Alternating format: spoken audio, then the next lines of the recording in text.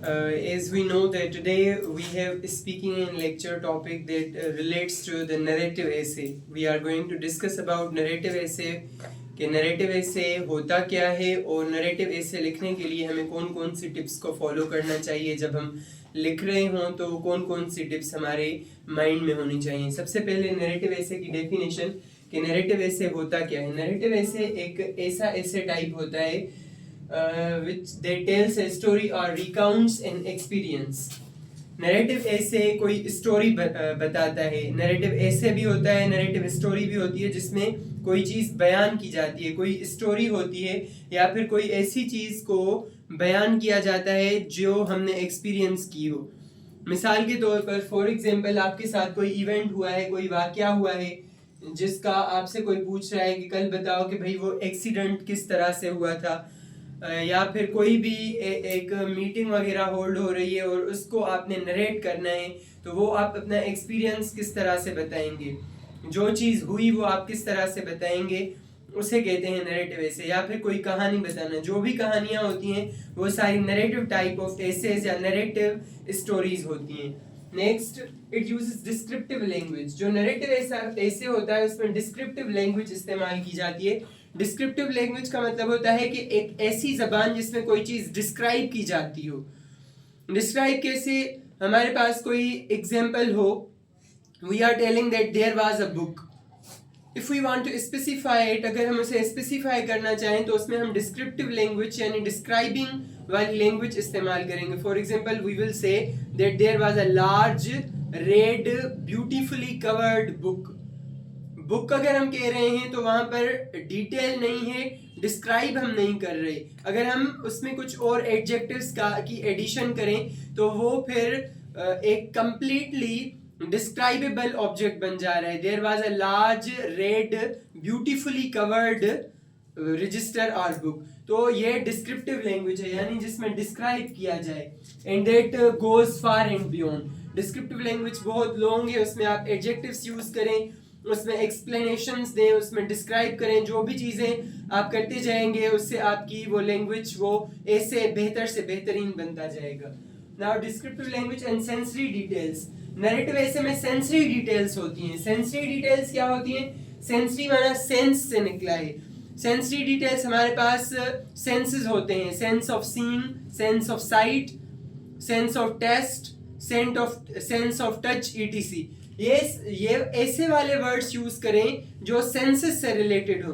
For example I सा the dazzling light, dazzling बहुत ज्यादा चमकदार रोशनी, ब्राइट लाइट, डेजलिंग लाइट, वो हमारे सेंस ऑफ साइट से रिलेट करता है। तो जो नैरेटिव ऐसे होता है उसमें सेंसरी डिटेल्स हम डालते हैं ताकि पता चले कि कैसी रोशनी थी, पता चले कि कैसा रंग था, पता चले कि कोई चीज जब किसी चीज से छुई तो किस तरह से छुई, soft touch, hard touch, punching touch, pinching touch etc। ये सेंसरी डिटेल्स हैं to create vivid picture in readers mind. जो सेंसरी डिटेल्स होती हैं ऐसे में वो रीडर के माइंड में एक वाज़ेह तस्वीर बनाती हैं, वाज़ेह पिक्चर बनाती हैं कि क्या चीज हो रही है, एक विविड पिक्चर। फॉर एग्जाम्पल अगर हम सिंपल सा, जैसे मैंने पहले सिंपल सा एग्जाम्पल दिया, सिंपल सा एग्जाम्पल देंगे तो वो चीज उस तरह से डिस्क्राइब नहीं हो सकेगी।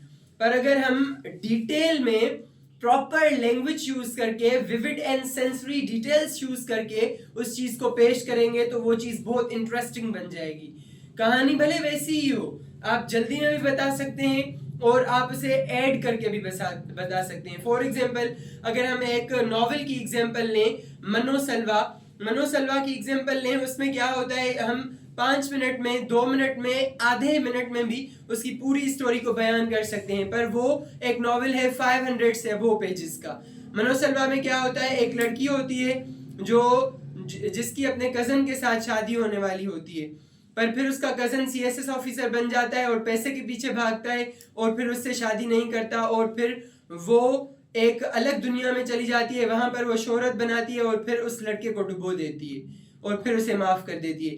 यानी इतने बड़े बुक में जो डिटेल थी, जो अट्रैक्टिवनेस थी, जो विविड लैंग्वेज थी, उसकी वजह से उस बुक को बहुत पढ़ा जाता है, उसकी वजह से उस बुक को बहुत ज्यादा सराहा जाता है। तो ये होता है नैरेटिव ऐसे, जिसकी नैरेटिव स्टोरीज भी एग्जांपल्स हैं। नरेटिव ऐसे जब क्लियर हो चुका है तो अभी हम 10 ऐसे अहम पॉइंट्स डिस्कस करने जा रहे हैं जिससे हमारा नरेटिव ऐसे या नरेटिव स्टोरी बेहतर से बेहतरीन बन जाएगी। पहला पॉइंट है, special points to note. Number 1, understand the prompt. Narrative ऐसे हो, डिस्क्रिप्टिव ऐसे हो या कोई सा भी ऐसे हो, उसमें सबसे पहले आपको प्रॉम्प्ट समझनी है। प्रॉम्प्ट माने हिदायत क्या दी जा रही है, कि आपसे उस ऐसे में क्या पूछा जा रहा है, आपको क्या बोला जा रहा है कि आप क्या डिस्क्राइब करें। और जब आप प्रॉम्प्ट को समझेंगे तब भी आप सही ऐसे लिख सकेंगे। अगर प्रॉम्प्ट ही नहीं समझा कि ऐसे मांग क्या रहा है, तो अगर थोड़ा सा भी आप डिरेल हो गए, ट्रैक से हट गए, तो यानी पूरा ऐसे आपका डामाडोल हो जाएगा। Understanding the prompt. Next, choose a strong narrative. आप स्ट्रॉन्ग नरेटिव चूज करें। जो चीज आपको बतानी है वो स्ट्रॉन्ग होनी चाहिए, कि आप क्या बताने जा रहे हैं, आप क्या डिस्क्राइब करने जा रहे हैं। Next, third point, create a compelling opening. जैसे आप ओपनिंग कर रहे हैं अपने ऐसे की, तो इतनी कंपेलिंग, इतनी अट्रैक्टिव होनी चाहिए कि बंदे का दिल करे कि वो पढ़े। बुक्स होती हैं, सबके पास बुक्स होती हैं। हम देखते हैं कि ये बुक 1 पेज पढ़ा, 2 पेज पढ़ा, हमें खुद ही पता चल जाता है कि ये भाई हमने पढ़नी है। और किसी का इंट्रोडक्शन देखकर या फिर नेम ही देखकर हम कहते हैं नहीं, I would not read it, मैं इससे बेहतर पढ़ सकता हूं। तो जो आपकी ओपनिंग होगी, that means that the first impression is the last impression. अगर फर्स्ट इंप्रेशन अच्छा गया तो लास्ट इंप्रेशन भी अच्छा जाएगा, यानी वही लास्ट इंप्रेशन है। अगर पहले ही आपने इतना अच्छा लिखा है कि बंदे का दिल करे कि मैं पढ़ूं, तो that means that you are a good essay writer. यानी ओपनिंग आपकी कंपेलिंग होनी चाहिए, अट्रैक्टिव होनी चाहिए, कि आपका बंदे का दिल करे कि पढ़ूं मैं। फोर्थ इंपॉर्टेंट चीज है, यूज डिस्क्रिप्टिव लैंग्वेज। जो हम पहले बयान करके आए, डिस्क्रिप्टिव लैंग्वेज क्या होती है, आपको डिस्क्रिप्टिव लैंग्वेज यूज करनी है। ये यूज करना है कि कौन सी चीज किस तरह से हो रही है, ये बताना है कि फीलिंग्स उसमें क्या है, ये बताना है कि जो डिटेल्स हैं वो क्या है। यानी डिस्क्रिप्टिव लैंग्वेज को ज्यादा से ज्यादा, बेहतर से बेहतर तरीके से प्रैक्टिस करके यूज करना है। Number 5, show don't tell. ये इस ऐसे का रूल है कि आपको शो करना है, आपको बताना नहीं है। बाकी कोई ऐसे हो उसमें आप बता सकते हैं, पर इसमें आपको दिखाना है। किताबें होती हैं, किताबें हम पढ़ते हैं, मनोसलवा पढ़ी या कोई भी नॉवेल पढ़ी हमने, तो वहां पर जब हम पढ़ते हैं तो हम पढ़ते नहीं हैं, हम देख रहे होते हैं, हम इमेजिन कर रहे होते हैं। हम सोचते हैं कि जब कोई गाड़ी में स्पीड से जा रहा है तो कैसे जा रहा है। वो जब हम पढ़ते हैं लफ्जों पर हमारा ध्यान नहीं होता, हमारे जहन में तस्वीरें बनती जाती हैं। तो आपको ऐसे नरेटिव ऐसे लिखना है कि जहन में तस्वीरें बनती जाएं कि ये चीज ऐसे हो रही थी। ऐसे हो जाए कि जब कोई मेंशन करे कि सालार सिकंदर ने अपनी नसें काटी थी तो किस तरह से काटी थी, तो आपके सामने इमेजिन होता जाए कि ये ऐसे था, और आपको वो याद आए, आपको वर्ड्स याद ना आए बल्कि आपको वो स्टोरी याद आए। Next, use transitions and connections. पहले भी ट्रांजिशंस और कनेक्शंस यूज करने हैं आपने। ट्रांजिशंस और कनेक्शंस कैसे होते हैं, जैसे हाउएवर है, on the first hand, on the other hand है, बिसाइड्स है। ऐसे अल्फाज इस्तेमाल करते हैं स्ट्रॉन्ग ट्रांजिशंस, जिनसे पता चले कि अभी स्टोरी का मोड़ कहां मुड़ रहा है। और कनेक्शंस, जैसे कनेक्शंस कौन से होते हैं, conjunctions, and, but, because, etc, ये वाले कनेक्शंस अच्छे से यूज करें। Number 7, use dialogue effectively. जो आपका ऐसे होता है, नैरेटिव ऐसे, उसमें आपको क्योंकि कोई चीज दिखानी होती है तो वहां पर आपको डायलॉग्स यूज करने होते हैं, यानी गुफ्तगू यूज करनी होती है। फॉर एग्जाम्पल, अगर जॉन ल्यूसी से बात कर रहा है तो उसमें आपको डायलॉग्स इफेक्टिवली यूज करने होंगे, कौन कौन सी बातें उन दोनों के दरमियान हो रही हैं। और जब आप डायलॉग्स यूज कर रहे हैं तो बाकी सारे नैरेटिव और स्टोरी से उनको थोड़ा अलग करना होगा, और उनको अलग करने के लिए आपको कोटेशन मार्क्स की जरूरत होगी, ताकि वो विविड हो जाएगा, क्लियर हो जाएगा कि ये जो है ये इसके अल्फाज हैं, जॉन के अल्फाज हैं, और ये वाले अल्फाज ल्यूसी के अल्फाज हैं। नेक्स्ट, नंबर 8 इंपॉर्टेंट टिप है, एडिट एंड रिवाइज। आपने डायलॉग इफेक्टिवली यूज कर लिया, और 7 नंबर तक की जो भी ट्रिक्स थी वो तमाम आपने अच्छे से इस्तेमाल कर ली हैं। तो अभी उस पूरे ऐसे जब आपने लिख लिया है तो उसको एडिट करें और रिवाइज करें। आप रिवाइज करें उसे, जो जो मिस्टेक्स हैं उनको एडिट करती जाएं, उनको एडिट करते जाएं आप, ताकि आपको पता चले कि ये जो ऐसे मैंने लिखा है उसको किस तरह से इम्प्रूव किया जा सकता है, या जो मिस्टेक्स हैं, एरर्स हैं, पंक्चुएशन की मिस्टेक्स हैं, ग्रामर की मिस्टेक्स हैं, पैराग्राफिंग की मिस्टेक्स हैं, या कोई सी भी मिस्टेक है, आप जाएं उन्हें देखें और फिर उन्हें रिवाइज करें, और फिर वो ऐसे आपका रिफाइंड ऐसे हो जाएगा। Next, use a strong conclusion. जैसे पहले था क्रिएट अ कंपेलिंग ओपिनियन, जैसे ओपनिंग, जैसे पहली वाली चीज बहुत जरूरी होती है, वैसे इख्तिताम भी बहुत जरूरी होता है। किसी का आना जरूरी होता है, किस तरीके से वो आ रहा है, क्या उसकी एंट्री है, और किसी का जाना भी जरूरी होता है। तो जो आप कंक्लूजन करें, इख्तिताम करें ऐसे का, वो भी एक कंपेलिंग चीज होनी चाहिए, समझ आए कि जो लिखा है वो बिल्कुल वाज़ेह है, क्लियर है, मैसेज क्लियर है, स्टोरी समझ आई हुई है, इसका कोई मकसद था, ऐसे ही नहीं कि बस यूं यूं आपने लिख लिया। Next, practice and seek feedback.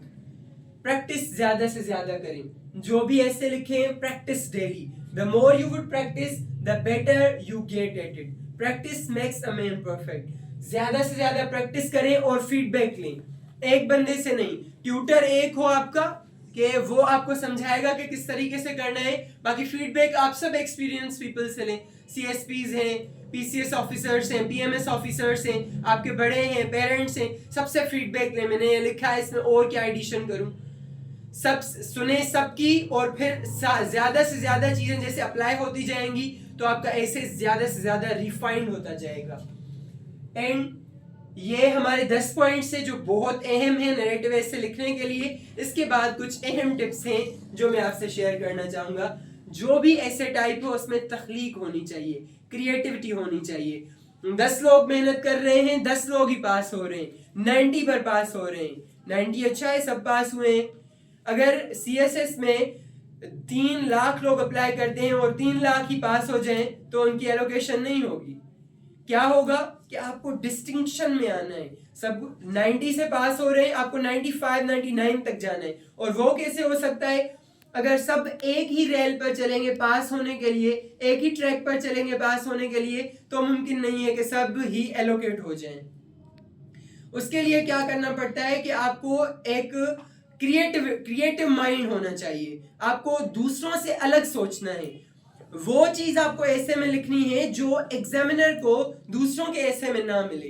You have to write such a thing in your essay which the examiner can not find in anyone else's essay. सबके ऐसे बहुत अच्छे हैं, किसी का परफेक्ट होगा तो ही तो डिस्टिंक्शन क्लियर होगी ना। सबने अच्छा ऐसे लिखा है विदाउट ग्रामेटिकल मिस्टेक्स। किसी का ऐसा हो जो सबसे आउट ऑफ द वे हो, क्रिएटिविटी हो उसमें, तो वो जो है वो बेहतर ऐसे समझा जाएगा एग्जामिनर की तरफ से।